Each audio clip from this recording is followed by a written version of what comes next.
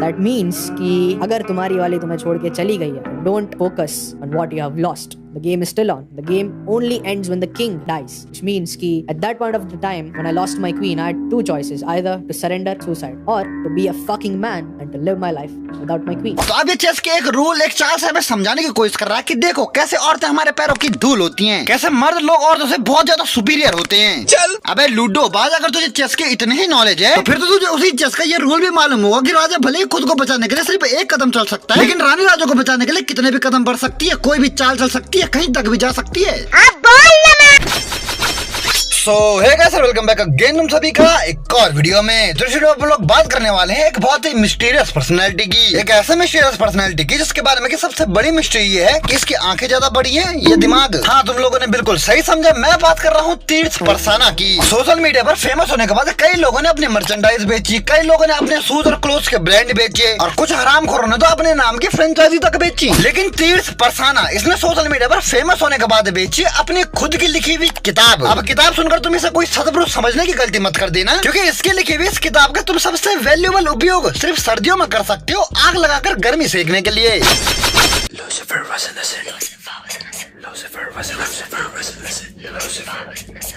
हाँ, Lucifer is innocent, यही किताब लिखी है इसने. अब जैसे लूसीफर के बारे में नहीं पता तो मोटा मोटा तुम उसे क्रिश्चियनिटी का राक्षस मान सकते हो. अब अगर ऐसा गुजराती हिंदू तीर्थ परसाना अबू जहल इज इनोसेंट या मुनाफिकुन इज इनोसेंट जैसे कोई किताब लिखता तो भी शायद हमें उस किताब को लिखने का थोड़ा बहुत सेंस समझ आ जाता, लेकिन पता नहीं ये बाइबल और क्रिश्चियनों के पीछे कहाँ लग गया. खराब अपने बाप से लौंडेबाजी छोड़कर पढ़ाई पर ध्यान देने के लिए कुटने के बाद अपने बाप को ही गलत समझने और उन्हें दोष देने वाले लौंडे भी आज लूसीफर को इनोसेंट बताने की कोशिश कर रहे हैं.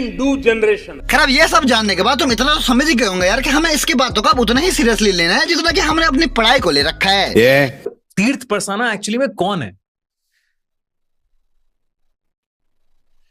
हाय तुम किसी सीरियस और इंटेंस पॉडकास्ट में बैठे हो और नॉर्मल सवाल का जवाब भी तुमने 8-10 सेकंड के पॉज लिए बिना ही दे दिया. तो क्या घंटे के मिस्टीरियस और इंटेंस बातें करने वाले प्रोफेशनल लोग हो कि तुम? इसका 1 घंटे का पॉडकास्ट और कोई मुझे एडिट करने के लिए दे दे तो उसमें से इसके सारे पॉजेस कट करके नॉर्मल स्पीड पर भी इसकी बातें सिर्फ 20 मिनट की ही बचेगी. इसकी मम्मी खुद से घर में खाना बनने से पहले ही खाने के लिए बुला देती है, क्योंकि उन्हें पता कि ये चूजा जब तक पॉज लेकर आ रहा हूँ बोलेगा तब तक आटा गुज जाएगा, और जब तक खाना लगा दो बोलेगा तब तक तो शायद अगले दिन का नाश्ता तैयार हो ही जाएगा.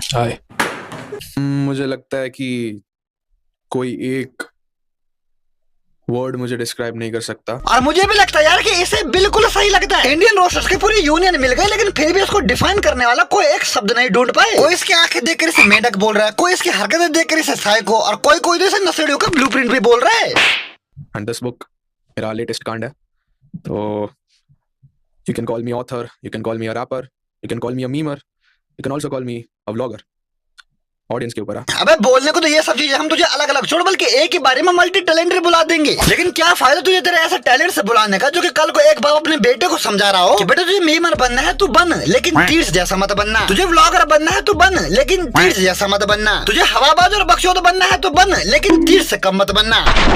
निसाला अपने टैलेंट के बारे में बताने के बजाय अपने बारे में लेटेस्ट चीजें बता दी. आफ्टर लॉन्चिंग दिस बुक 17 दिन के अंदर this book beat Harry Potter to become India's number 1 best selling book. मैंने आज तक एक किताब नहीं पढ़ी अपनी पूरी जिंदगी में.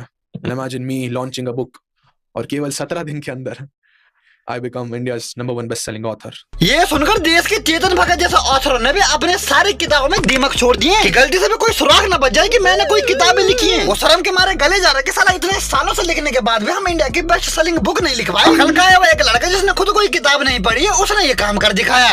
देख तीर्थ, आई ट्रस्ट यू कि तू इंडिया का बेस्ट सेलिंग ऑथर बन सकता है, लेकिन ठीक वैसे ही जैसे बाइबल दुनिया की सबसे ज्यादा प्रिंट होने या बिकने वाली किताब बनी है. मतलब कि खुद ही भर भर के बुक प्रिंट करवाने के बाद उन लोगों में फ्री में बांट के जिन्हें की बुक के बारे में कोई नॉलेज ही नहीं है. इतनी रियलिटी एक्सप्रेस करने के बाद कभी ऐसा डर नहीं लगा तुझे मरने का या तेरे साथ कुछ गलत होने का? When death is the only thing that is promised in this world, why not risk it all? हाँ, और अपनी मौत का रिस्क लेने की कीमत उसने अमेज़न पर रखी है 350 रुपए. अबे बिके हुए पॉडकास्ट है, उसकी बुद्धि का तो हमें पता, लेकिन कम से कम तुझे तो अक्ल थी ना. कम से कम तू ही उसे समझाता था कि चूतिया तूने एक किताब लिखी है, कोई ममता बनर्जी के खिलाफ कोई ट्वीट नहीं जो कि तुझे मौत का खतरा होगा.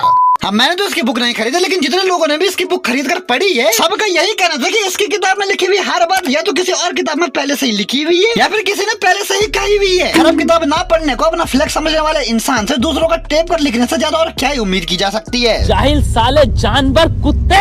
The day I launched this book, मुझे पता है मेरी जिंदगी खतरे में आ जाएगी। I have sacrificed my career. लेकिन भाई तुझे ये बुक लिखने को कहा किसने बोला तुझे कि तू हमारे लिए अपना करियर सेक्रीफाइस कर? मतलब ये तो वही बात हुई, कल को मैं अपने पिताजी पर एहसान करने के लिए बोलूं कि YouTube से मैं लाखों कमा कर तुम्हें दूं, इसलिए मैंने तुम्हारी 30,000 की सरकारी नौकरी करने के लिए कोई मेहनत नहीं करी। अपनी लाइफ बदलने के लिए इस बुक पर 350 रुपए खर्च करने वालों को पहली बार लगा कि इससे बड़े तो मैं जियो का 350 वाला रिचार्ज कर देता। तेरे हॉबीज क्या क्या है, तू क्या क्या तेरे को अच्छा लगता है apart from creating content? Sex.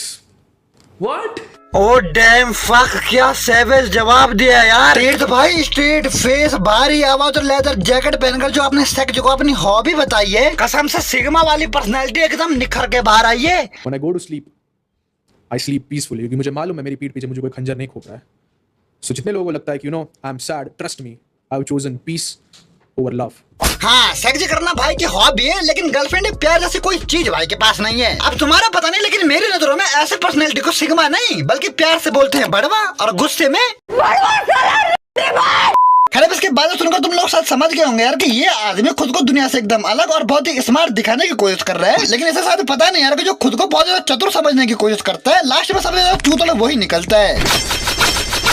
खैर फिलहाल इस वीडियो को हम लोग यहीं पर खत्म करते हैं, और अब अगर तुम लोगों को ये वीडियो पसंद आई हो देर लाइक कमेंट शेयर कर देना, चैनल को सब्सक्राइब कर सकते हो देर वो भी जरूर से कर देना। बाकी अपन लोग मिलते हैं अपनी नेक्स्ट वीडियो में, तब तक के लिए टाटा बाय बाय।